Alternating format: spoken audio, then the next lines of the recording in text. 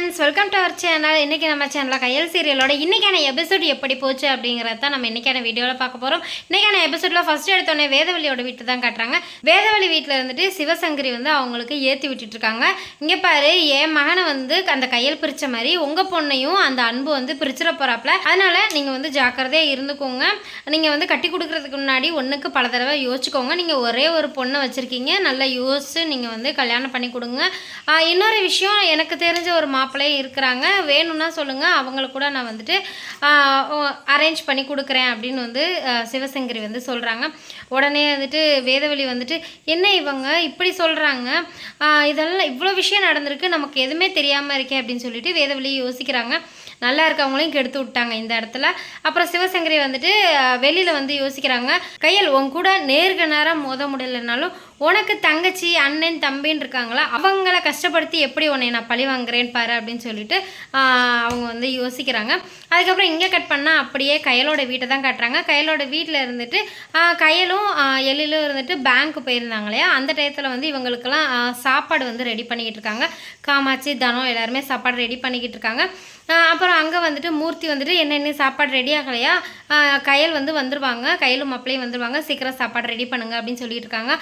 இந்த ஆகிட்டு இருக்கு அப்படின்னு சொல்லிட்டு சொல்கிறாங்க. அதுக்கப்புறமா மூர்த்தியை கூப்பிட்டு மூர்த்தி இங்கே பாரு, மளிகை சாமான் சாப்பாட்டுக்கு தேவையான பொருள் எல்லாம் காலியாகிக்கிட்டே வருது, நீ வந்துட்டு எதுவுமே தெரியாத மாதிரி சுற்றிக்கிட்டு இருக்க, நீ ஏதாவது ஏற்பாடு பண்ணலாம்ல அப்படின்னு சொல்லிட்டு சொல்கிறாங்க. தனமும் இருந்துட்டு ஆமாங்க, அணுக்கும் ஸ்கூல் ஃபீஸும் கட்டணும், வீட்டு வாடகை, கரண்ட் பில், இந்த மாதிரி நிறைய இருக்குது, இதுக்கு ஏதாவது பண்ணணும், ஆர்டர் ஏதாவது உங்களுக்கு கிடச்சிச்சா அப்படின்னு சொல்லிட்டு தனம் வந்து கேட்குறாங்க.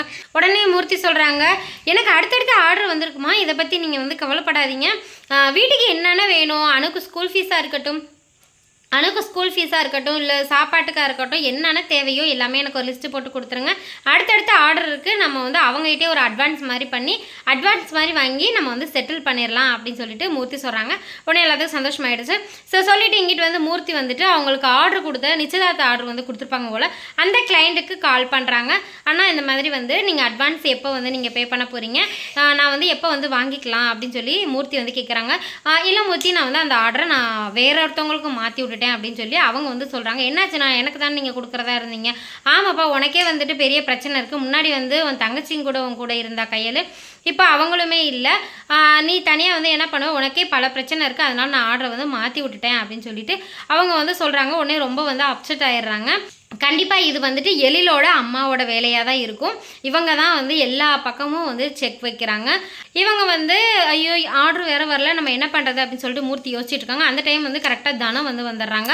அவங்க வந்து என்னாச்சுங்க, எதுவும் ப்ராப்ளமா அப்படின்னு கேட்க, இல்லை நான் வந்து இந்த மாதிரி ஆர்டர் கேட்ட இடத்துல இந்த மாதிரி அவங்க வேற ஒருத்தவங்களுக்கு கொடுத்துட்டேன்னு சொல்கிறாங்க சொல்லிட்டு மூர்த்தி வந்து சொல்கிறாங்க. உடனே தனம் வந்துட்டு ஐயோ நிறைய செலவு வேறு இருக்குல்லங்க, கல்யாணத்துக்கு நம்ம வாங்கின கடன் வேறு நிறையா இருக்குது, ஒருவேளை நம்ம வேணால் நம்ம தர்மலிங்க மாமாட்ட வேணால் நம்ம கேட்கலாமா அப்படின்னு சொல்லிட்டு தனம் வந்து சொல்கிறாங்க. இல்லை அதெல்லாம் வேண்டாம் அப்படின்னு சொல்லிட்டு, எனக்கு அடுத்தடுத்து 2-3 ஆர்டர் வருதான்னு பார்ப்போம், ஆர்டர் வந்துச்சுன்னா நம்ம வந்து சமாளிச்சிடலாம் அப்படின்னு சொல்லிட்டு மூர்த்தி வந்து சொல்கிறாங்க.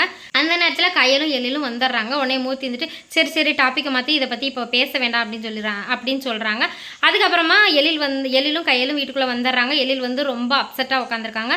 அதுக்கப்புறமா மீனாட்சி வந்துட்டு மாப்பிள்ளை எதுவும் காப்பி எதுவும் சாப்பிட்றீங்களா அப்படின்னு சொல்லிட்டு கேட்குறாங்க. ஆனாலும் எழில் வந்து எதுவுமே பேசாமல் அப்செட்டாகவே இருக்கிறாங்க. கையல் இருந்துட்டு அவர் வந்து ரொம்ப டயர்டாக இருக்கார், இப்போதைக்கு எதுவுமே வேண்டாம், எழில் நீ வந்து ரூமுக்கு போய் ரெஸ்ட் எடு, நீ டயர்டாக இருப்பா அப்படின்னு சொல்லிட்டு ரூமுக்கு வந்து அனுப்பிடுறாங்க. அதுக்கப்புறமா கையல்கிட்ட வந்துட்டு மூர்த்தி கேட்குறாங்க, என்னாச்சு கையல், மாப்பிள்ளை ஏன் நேற்று வந்துட்டு ரொம்ப கோவமாக இருந்தாங்க, இன்றைக்கி ரொம்ப சோகமாக இருக்காங்க, என்ன தான் ப்ராப்ளம், எதுனாலும் என்கிட்ட சொல்லு அப்படின்னு சொல்லி மூர்த்தி சொல்கிறாங்க. இல்லை ஒன்றும் ப்ராப்ளம் இல்லை, நாங்கள் வந்துட்டு ஒரு முக்கியமான விஷயமா போயிருந்தோம், அது நடக்கலன்ட்டு அவன் ரொம்ப அப்செட்டாக இருக்கான், வேறு ஒன்றும் ப்ராப்ளம் இல்லை. சரி நீங்களாம் ஏன் டல்லாக இருக்கீங்க, எதுவும் ஆர்டர் கிடைக்கிறதுல எது ப்ராப்ளமா அப்படின்ட்டு கையல் வந்து கேட்குறாங்க. இல்லை அதை பற்றி நீ வந்து குழப்பிக்காத, அடுத்தடுத்த ஆர்டர் வந்து இருக்குது, நாங்கள் பார்த்துக்குறோம், எங்களுக்கு எதுவும் பிரச்சனையான்ட்டு நீ வந்து கவலைப்படாத அப்படின்னு சொல்லிட்டு இவங்க வந்து இப்படி பேசிட்டு இருக்காங்க. கரெக்டாக அந்த நேரத்தில் வந்துட்டு வேதவல்லியும் சாலினியும் வீட்டுக்கு வர்றாங்க, அதாவது கையலோட வீட்டுக்கு வர்றாங்க. அப்போது ஷாலினி வந்துட்டு கையெழுத்தையும் மூர்த்திட்டையும் பேசிக்கிட்டு இருக்காங்க. அப்போது காமாட்சி வந்து காப்பி போட்டு வரேன் அப்படின்னு சொல்லிட்டு கிச்சனுக்குள்ளே போகிறாங்க. அந்த டைம் கரெக்டாக பின்னாடியே வேதவழி போயிடுறாங்க. ஷாலினி மட்டும் கையெழுத்தை வந்து பேசிக்கிட்டு இருக்காங்க வெளியே நின்று. அப்போது வந்து வேதவழி வந்து காமாட்சிட்ட சொல்கிறாங்க, அப்பா எடுத்துக்காதீங்க சம்மந்தி, நான் வந்து என் பொண்ணுக்கு வேறு இடத்துல நான் வந்து மாப்பிள்ளை பார்த்துட்டேன் அப்படின்னு சொல்லிட்டு சொல்கிறாங்க. உடனே என்ன திடீர்னு வந்து இப்படி வந்து சொல்கிறீங்க அப்படின்னு சொல்லிட்டு காமாட்சி சொல்லவும், உங்களோட பொண்ணுங்களுக்கு எவ்வளோ வசதியான இடத்துல நீங்கள் வந்து கட்டி கொடுத்துருக்கீங்க, நான் மட்டும் வந்துட்டு ஏன் இந்த மாதிரி ஏழை பையனை கல்யாணம் பண்ணி கொடுக்கணும் அப்படி சொல்லவும் காமாட்சிக்கு வந்து ரொம்பவே வந்து ஷாக் ஆகுது, அப்செட் ஆகிடுறாங்க. ஸோ இது மாதிரி தான் எனக்கான எபிசோட் வந்து போச்சு. இந்த வீடியோ வந்து உங்களுக்கு பிடிச்சிருக்குன்னு நினைக்கிறேன். ஸோ இதை பற்றி நீங்கள் என்ன நினைக்கிறீங்க அப்படிங்கிறத கீழே கமெண்ட்ஸில் வந்து சொல்லுங்கள். வேறு ஒரு இன்ட்ரெஸ்டிங்கான ஒரு சீரியல் ப்ரோமோட சந்திக்கிறேன். தேங்க்யூ.